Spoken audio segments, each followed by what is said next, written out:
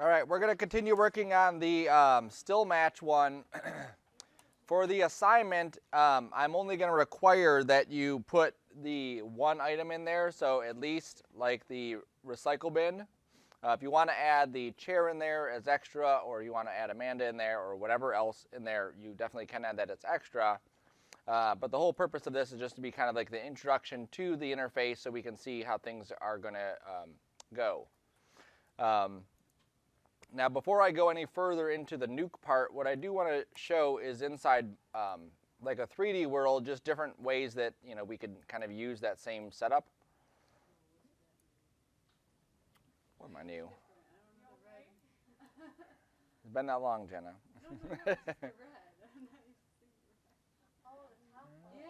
Oh, that. I know. My mom was like, I recognize this. I don't see this.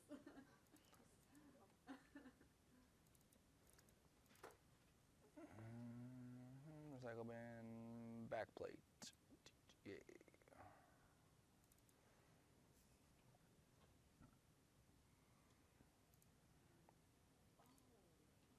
Okay, so this is that image inside of Maya, which is a 3D environment. And the reason I brought that in here is because just to kind of show how we can kind of incorporate some of these items together.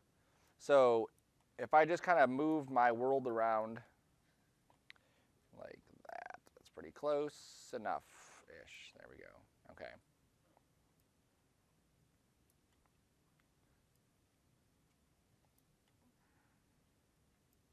Sweet. All right. So this is my plane inside of a 3D world. I think this is probably, don't need that many divisions, and this can probably be scaled down just slightly like that. Perfect. Okay. So if I needed to create a specific asset, like obviously we had the recycle bin there, but what I could do is if I didn't like that recycle bin or I didn't have the exact angle of the recycle bin that I needed, I could actually download a 3D model of a recycle bin, drop it into my 3D software, render it out, and it would show up at the exact spot that I need that to be. So if I go here and just to show you really quick, I'm going to jump to a new perspective view so I can see this. I'm just going to quickly model a recycle bin. Like that. And then we will just pretend that this looks like a recycle bin. There we go. Perfect. That's wonderful, isn't it? Right. So I can take this and I can drop this wherever I need to. And you can see that regardless of where I put it, I'm going to get the correct perspective because my camera is already set up with the right perspective. If I want to move it here, or I want to move it here, you can see how that perspective changes. I'm able to see more of the top of it or less of the top of it. I can make the recycle can bigger or smaller or whatever I need to depending on that. I can even have a character walking through this area and still get the same kind of effect, okay? So 3D can play a big role in this. It all depends on your level of complexity that you want to add, your level of control. For some people who do just compositing, they may know just the basics of setting up a camera, bringing in a model, and then getting it out. And then once you have your basics set up, it really is just kind of changing the background plate and then moving your camera around to line it up, okay? So I'll show more of those examples as we go, but I just wanted to introduce it now. All right, so this is where we left off last time, is we had this thing inside here. You could do add the high chair, which is right here. Okay, and that process is going to be very similar to doing this stuff in here. It's just a matter of lining things up. So the first thing we need to do with anything that we've done is we need to be able to cut it out. So last time, anytime we needed to cut something out, what tool did we use?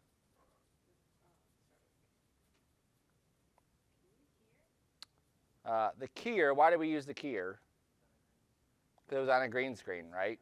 So then what did we use after the keyer to cut stuff out? Roto, okay? So the roto is what we would use to cut this out. So I would go into here and I would use my pen tool and I'm going to kind of crudely do this. I already have it cut out in my other file, but I just want you to see. So I'm just kind of going around the outline of this. The tools are very similar to Illustrators or InDesigns or Photoshops.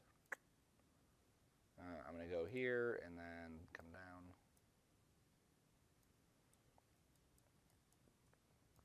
And you'll see how I'm just kind of going around the outside of it.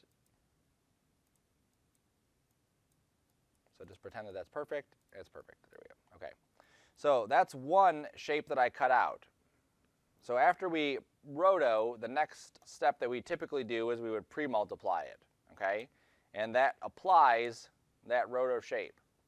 So now we can see, obviously, this didn't cut the whole thing out. I still have these bits of ground that are in there that I need to cut out of that.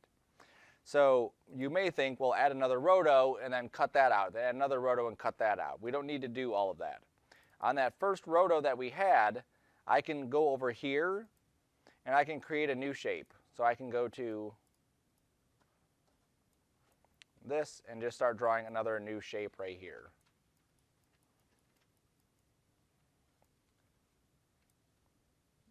And one of the jobs at some places is literally this all day long.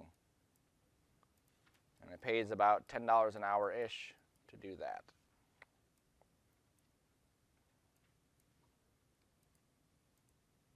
Even if your job isn't rotoscoping, usually there's some sort of rotoscoping involved in a job. Even a colorist, someone who goes through and they color the people, they adjust the brightness and the saturation. They'll do basic rotoscope shapes like on their face or whatever just to brighten them up or darken them or whatever. So I rotoscoped this out, but it didn't cut it out. I don't need to add another pre-mult. This one should be good enough. But what I do have to do is tell this shape that I want to extract it from it. So right now everything is acting like an add. Like I cut the first shape out, that's an add. And then I drew another shape that's adding in that. So I need to say I need to subtract that shape from there. So over here in my roto, this is Bezier 1.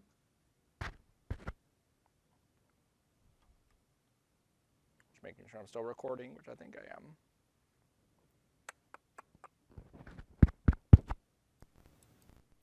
Maybe not. Let's stop. All right. I'm going to go to Bezier 2, which is that second piece. And over here, I'm going to choose this and set that to minus. So that will subtract that piece out of there, okay? So if I'm cutting out a bunch of pieces, I can just do that. Just like cut that one out. And then I draw another one. So pretend that this one is perfect.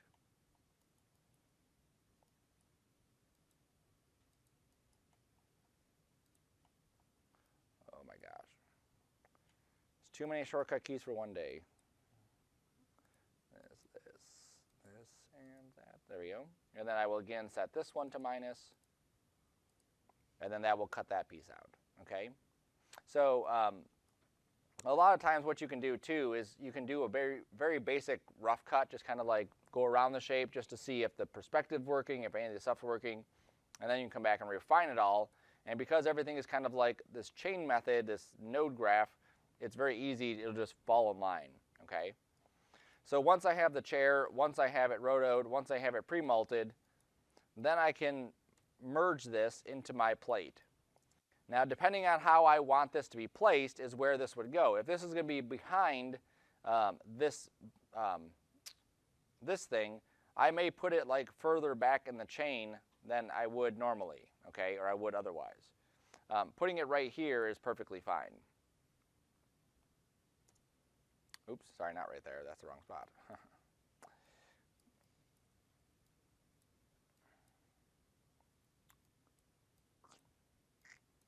Putting it right there is perfectly fine. That's good. Okay, so this is my main plate. So I'm merging in my recycle bin. That gets merged in here. There's my high chair. That gets merged in here. Okay, so now if I look at this image, I'll see there is my high chair sitting on top of everything. All right, now do you remember which key or which tool we would use to move stuff around? Or to transform stuff?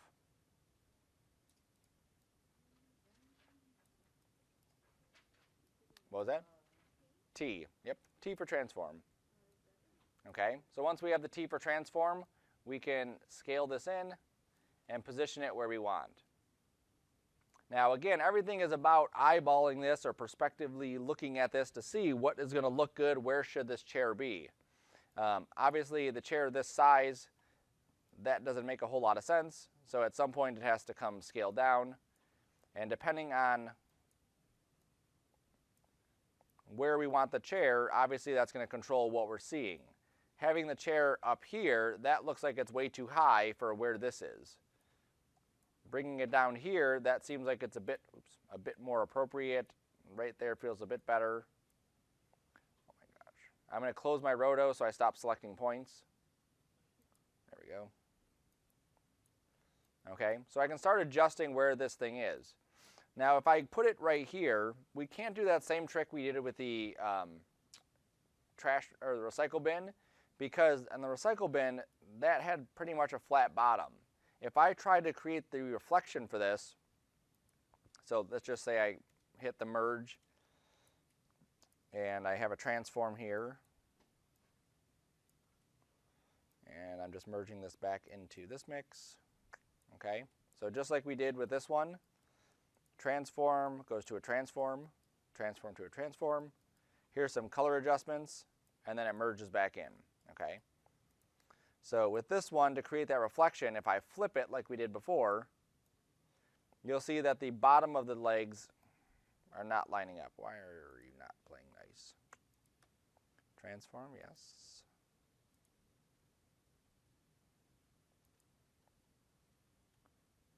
Transform 4. Oh, because I grabbed the wrong transform. That's why that didn't work correctly. There it is. Okay.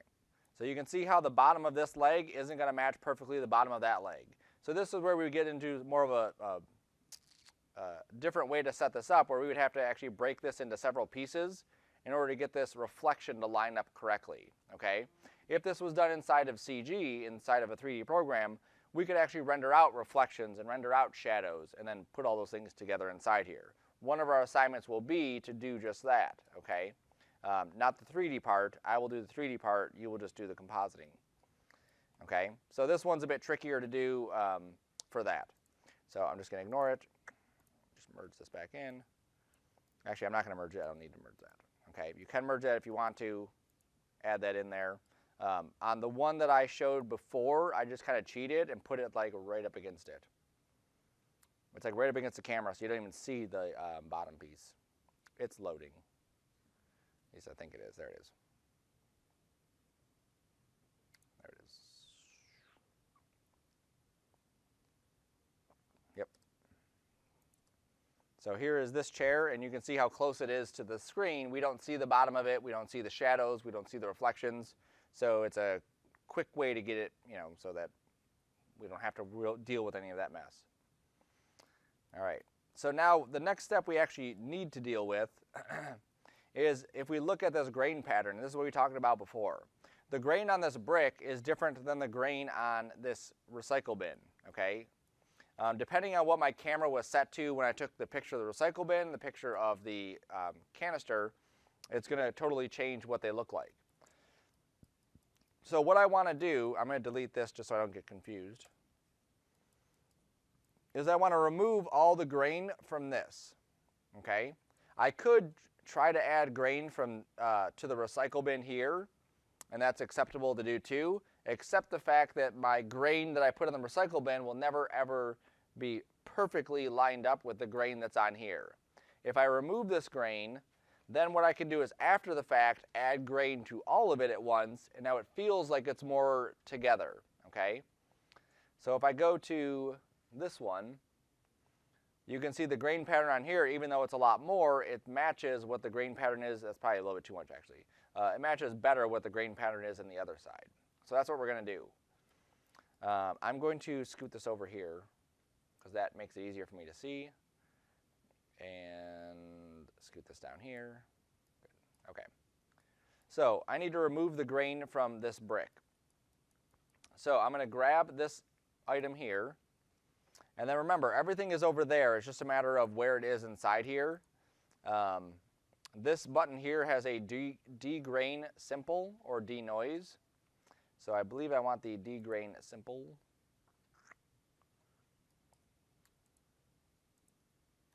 Okay. Now if I hit the D key, so I have that D grain simple clicked. Let me split this so that I can see my stuff there. There we go.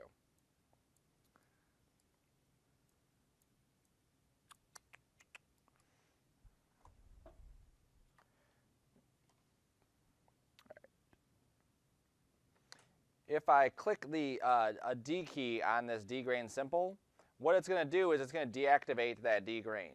Okay, so if I come back here and I hit it, you don't notice a huge difference, and that's important because we don't want to lose detail. If I zoom in really close, you'll see how we do lose a bit of difference there. Okay, so I may need to come in here and maybe adjust what these values are. All right, so that's a bit better. I could also delete that and try a denoise. And what this wants is, where is my region at? Move.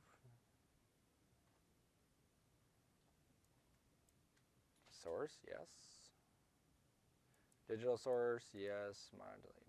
No, constant, so it's a constant noise.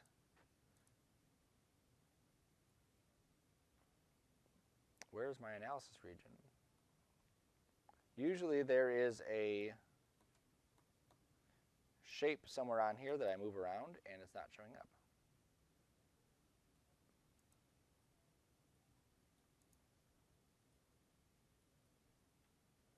I wonder if it was just hidden. I can't see it.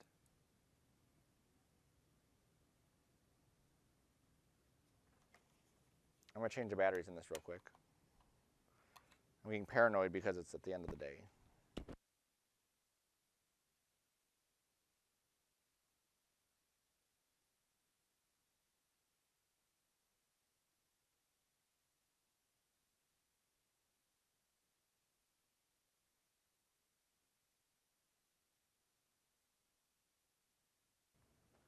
Perfect. All right, that makes me happier. Oops. Oh, a nuke just died on me. All right. So let's reopen up nuke and try that again. So on this one, just so you can see it, there it is. I used the D grain simple and then I did a little sharpen on there too. So here's it was before. There's with the D grain. And then the sharpen just kind of puts a little bit more of the detail back in.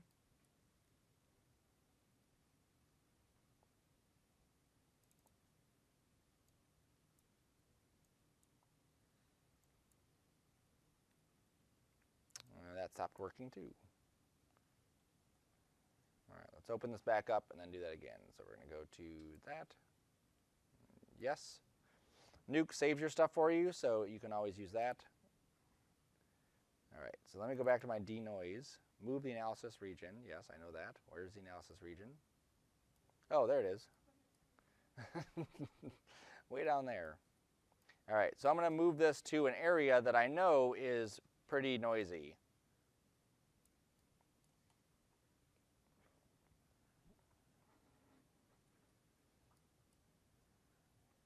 If it keeps going this slow while I'm setting it up, because this is a process that usually goes a bit slower, I can click this pause button, and what that does is it locks in the update. So it's not going to update my viewport. I can just move around, adjust where this is at.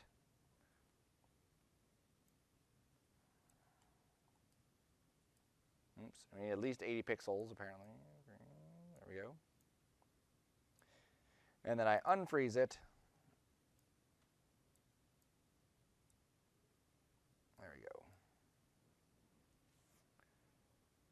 Okay, so now what this is going to do is it's going to analyze this area, find out where the noise is, what the pattern is for the noise, and basically just take it all out. Now you'll see this one is a lot slower than the other one, especially on the size of this image. But it should be a bit more accurate because it's doing more calculations trying to figure out what is actually noise and what is not. It's kind of similar to if you use Photoshop, there's a dust and scratches. So it's like that, where it's going through and trying to figure out what's dust and scratches and then removing that stuff. So we'll give this a minute to update.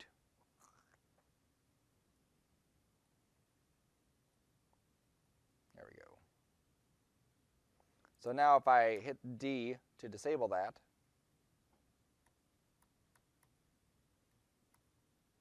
and then we denoise amount, let's pull that up.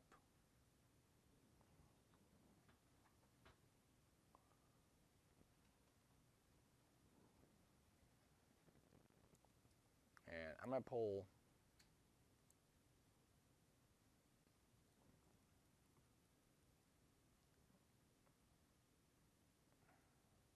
I just want to verify that I'm not rendering. Oh, there goes nuke again.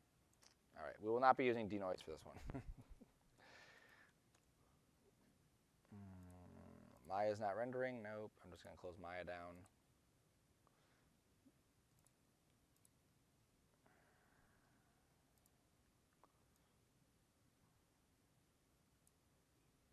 Yes.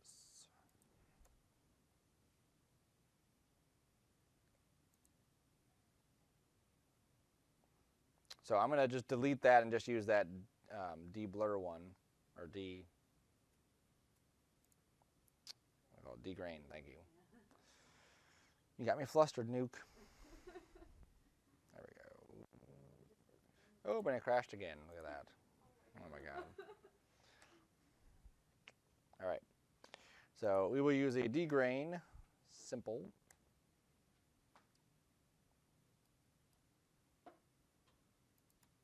Okay, so you can see how the grain does go away.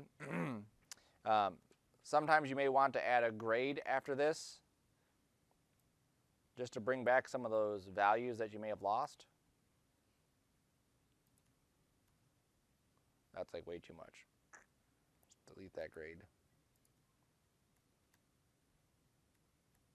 Yeah, you can definitely see we've lost a lot right there. I think this might need to come down maybe half these numbers, 1, 1, and 2.5. Yep, now we've still lost it.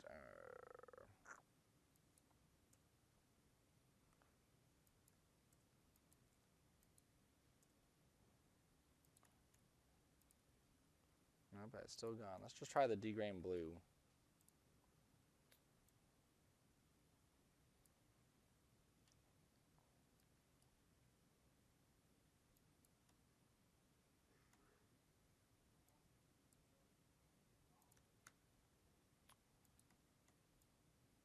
All right, make sure it's doing something. It's doing something.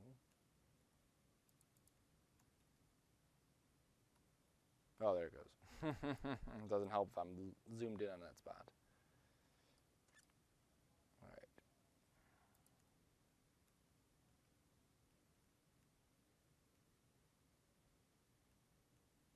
Yep, nope, the other one's a better one. De-grain, simple. All right, then I'm going to do an unsharp mask on this, or a sharpen. And then just add a little bit of sharpening to this, just to help pull in some of that detail. Maybe 2.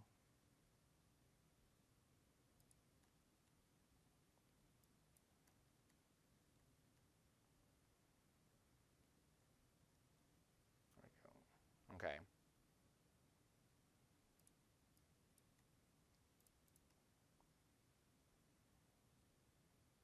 All right, so that removed a bit of the noise. Now what I'm going to do is go in after this, when all the stuff is put together, and then I'm just going to add in a grain. Okay, and then what this is going to do is add grain on top of that, and it should help blend everything together because there's the same grain on this as is on that. So you can use presets here and just kind of find one that works. Not that, not that, none of these. That one looks like it's pretty good, 5217. You could also play with these. So you have size, you have irregularity, you have intensity. On future assignments, what we'll do is we'll actually take pictures of a solid white piece of paper. That way we can see what is the grain pattern on this. Okay, so it makes it a little bit easier to see what the grain is, and then you can match it up that way. Okay, so that helps. I think I also want to just blur the edges of this a little bit. Typically when you have a picture and you have those edge pixels, there's a little bit of fuzziness that goes into how they blend together. So if you look at, let me go back to the beginning of this. if you look at this table, you can see how soft this thing transitions from the wall to the table, to the edge of the table, to the side, and then to that. If we go to the recycle bin, where'd you go? Oh, after the grain. If you go to the recycle bin, there's not a huge transition here. So it should be not huge, but maybe just a bit more just to help seal that in. So, that goes. So I'm going to go back to this area, and I'm going to add an erode on this. And there's three kinds. The filter one is the one you want to use. And I just want to erode this a little bit. Nope, I don't want to erode that a little bit in that spot. Let me go back up here. Nope, I don't think I want to erode that either.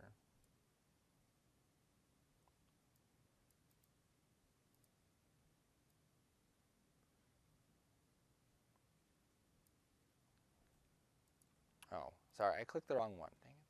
I want the blur one. That's the one I want.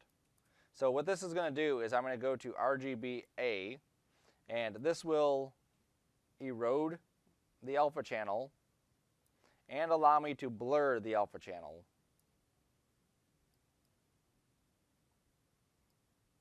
Come on.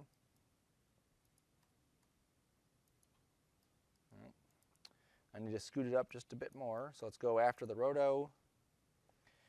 Erode blur. There we go.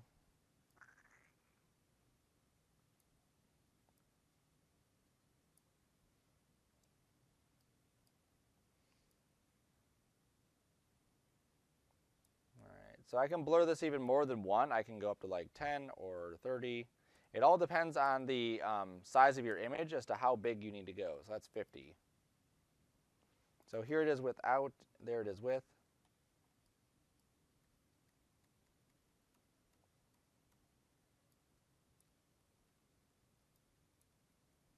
Yep, not happy with that. I'm going to go with another one, just a straight up blur. And just blur the alpha. So sometimes you have to try several things in order to find one that you're happy with.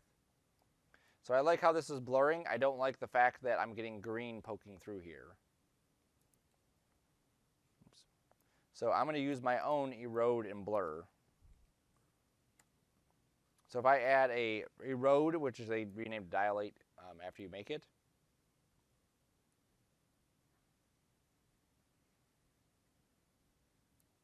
and I'm going to swap the order here.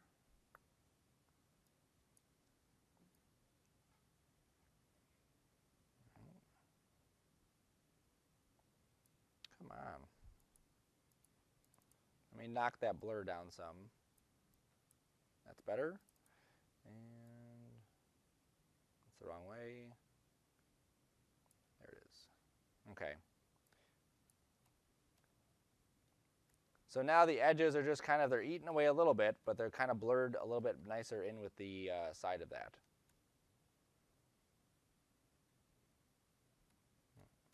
All right, so it's minimal changes on the big side, but it does make a huge difference.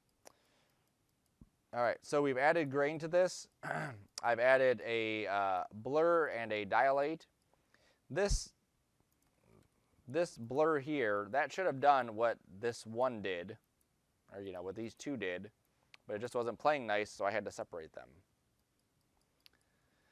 So now what I'm going to do is I'm going to take this and I want to crop it. So this image is 4928 by 3264. That's like way too big for us to put into our demo reel for anything. If this was a still image, maybe we're rendering it out, whatever, or printing it out, that's one thing, but in this case we're not. So I'm going to use a crop note. And I drop that in after I do my grain, okay? This is like my final image as far as the composition goes. Then I'm going to crop it.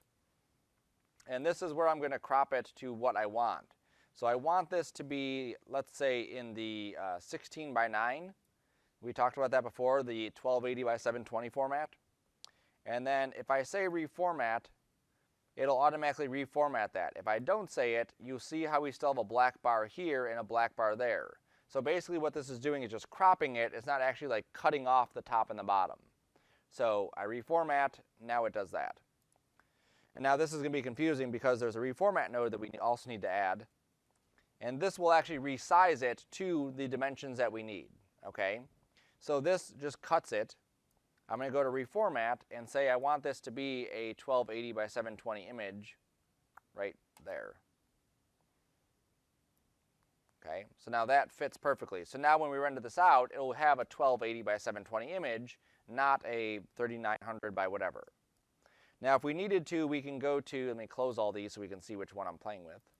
I can go to that crop node, and if I unreformat this for a second so we can see it, and I'm going to disable that, you'll see how we get these bars on the top and these bars on the side. So if I start moving these over, I can re-get the area that I may want. So I may want to zoom in on a specific spot. I can also reposition this. Now as I'm doing this and that, it's changing what these things are here. So I always have to make sure that I am aware of that, because I have to set this box to be, yeah, it's the Y, it's the X. Yep. So let's say that's 1280 by 720.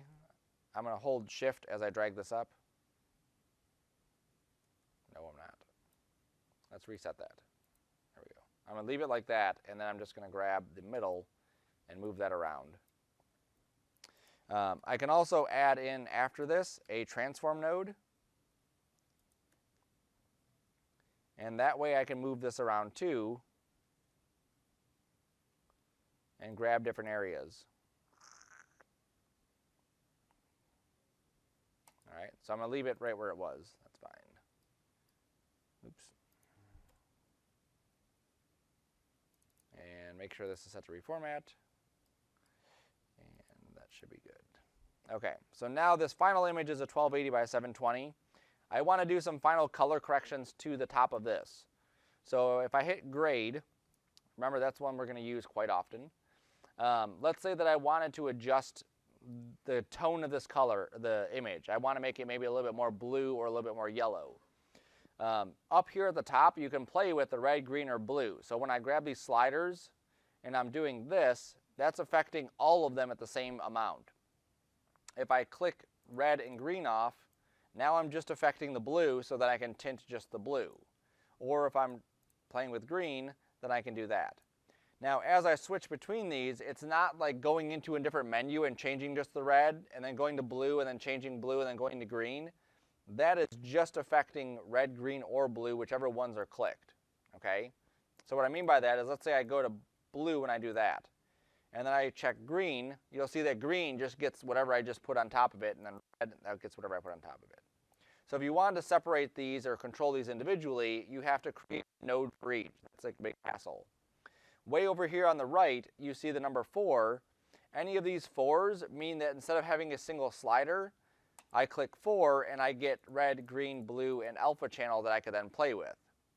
So if I wanted to add some red to this, I can just go to the red and just use my scroll wheel and slide up. Okay, now notice this too. As I click in here and I use my scroll wheel, look how it's incrementing those values. It's just like one number at a time. So there I can give this kind of this like reddish tint just by typing in 0.014 here. Okay, now you could type in 0.014, that's definitely doable. Most of the time you'll find you're just kind of clicking here and using the scroll wheel. The scroll wheel will do any value that is to the right of where you've clicked. So if I click on the left side of the 2, as I scroll wheel, it's going to change that 2 value up to 0.3, 0.4, 0.5, whatever it is. Okay, so same thing here. So I can go that, nope, that's too much. I'll click on the right side. Okay, so you can see how I can adjust maybe the blues of this one. Ooh, that fancy. So don't be too concerned at this point about, exactly what things should look like. Be really concerned just kind of understanding what these techniques are.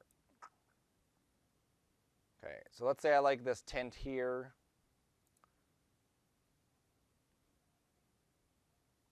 Like that, I like that tint. Okay, so now I'm going to add a grade node on top of this, And keep in mind, you're seeing something different than I am. Yeah. So yours is already a nice contrast, mine isn't.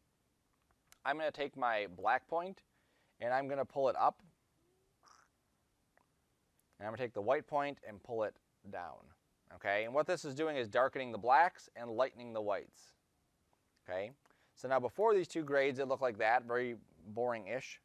And then this, we're getting a little bit more. Now that green is way too much now, so let's take this down.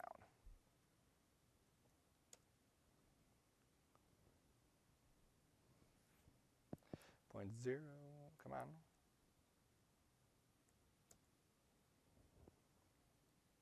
All right, that's good enough for the lecture.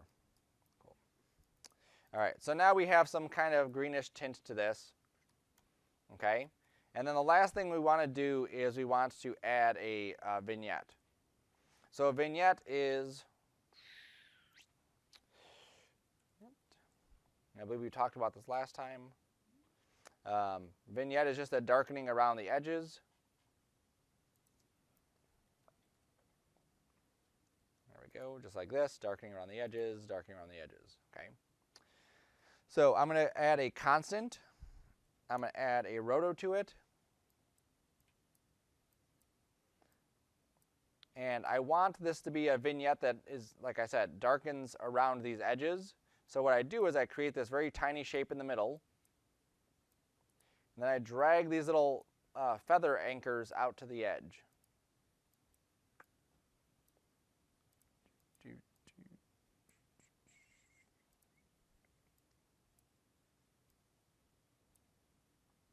Okay.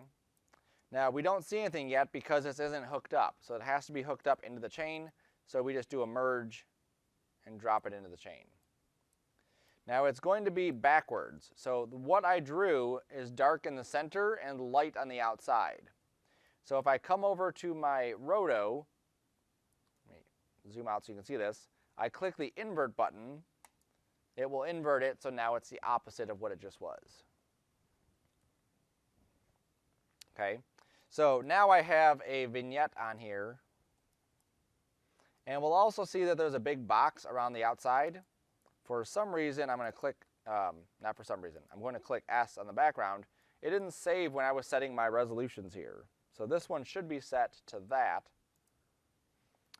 because that's what our full size was. And then my constant here should be set to 1280. That should have been already set originally.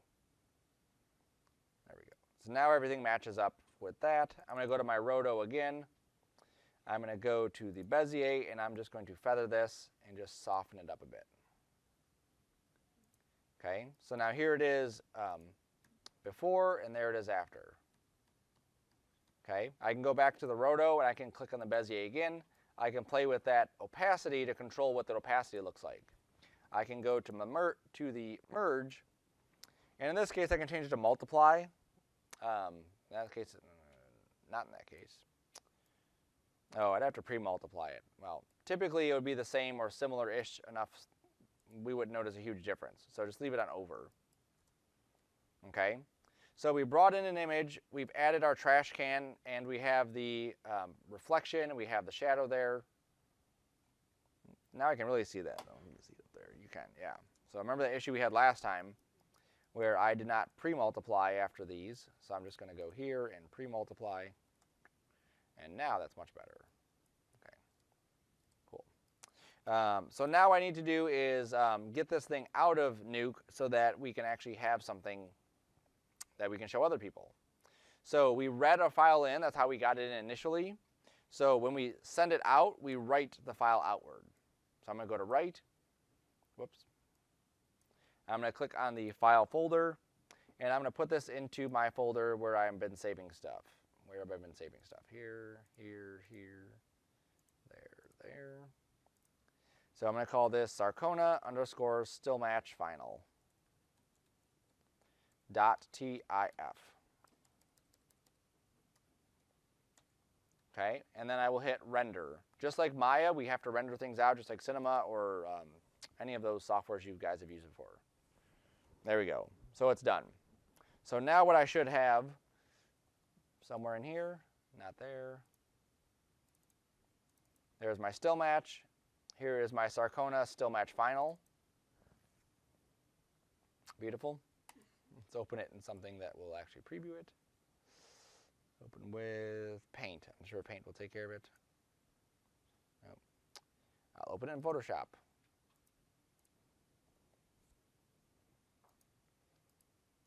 Okay, so we'll say this is done. I'm going to save it, close it. I will also close this one and that one. So for this assignment here, we able to navigate the Nuke workspace, able to import images, able to extract images, which is writing them out, or cutting them out, composite the images together, blend images together to appear seamless, and then output the imagery, which is writing them out.